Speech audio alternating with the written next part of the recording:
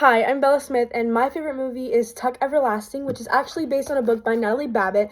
I haven't got to read this yet because I just recently thrifted it, but I plan to read it soon because I love the movie so much. Tuck Everlasting is my favorite movie because it's such a heartfelt, emotion-packed movie. It's not just like a lovey-dovey rom-com that people like to call it. It teaches a lesson, multiple lessons in my opinion, and it's just so heartfelt. So the movie follows this young girl named Winnie, and she is a very controlling mother, and she's very confined, and she's not very doesn't have a very free life. But she meets this boy one day when she gets lost in the woods named Jesse Tuck, and he and her have this whole 3 day just free. They just live, and they're having a free good time. And she realizes that's what she wants in life. She wants someone that's free. He's unlike anybody she's ever known, and they instantly fall in love with each other. But she finds out that him and his family, the Tucks, they have a very big family secret. So about 100, I think it's 100, 200 years before this takes place, him and his family found a spring in a tree, like a water spring, and it granted them immortality when they drank it. So they have been immortal for, I think it's 100, 200 years. I can't really remember off the top of my head. But she finds that out, and the biggest test in the book is if she's going to drink from the spring or not.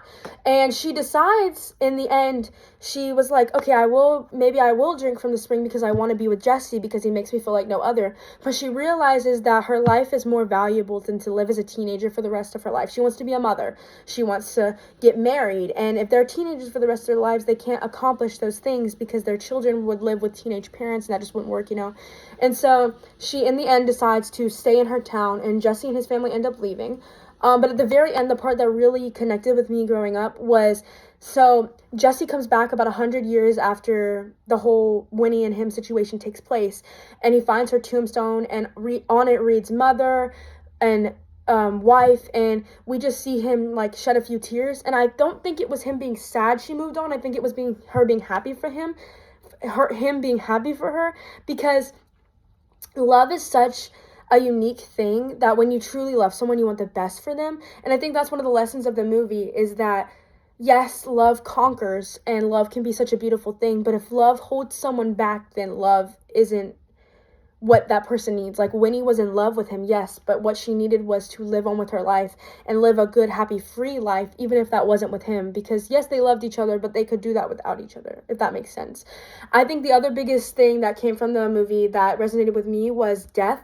I've always been very afraid of death. It's something I used to cry about growing up. When I figured out people could die, it just became such a big thing to me. And I think through this movie, I've realized that death, especially seeing it as a young 12-year-old teenage girl, that just realizing that death isn't the biggest, scariest thing. If you live a fulfilled and fun, free life, death will not be something you are scared of, and something that when it comes and it's time for, you will fear. Because yes, Winnie didn't, in multiple times in the movie, she's like, I don't want to die, I want to live with you forever.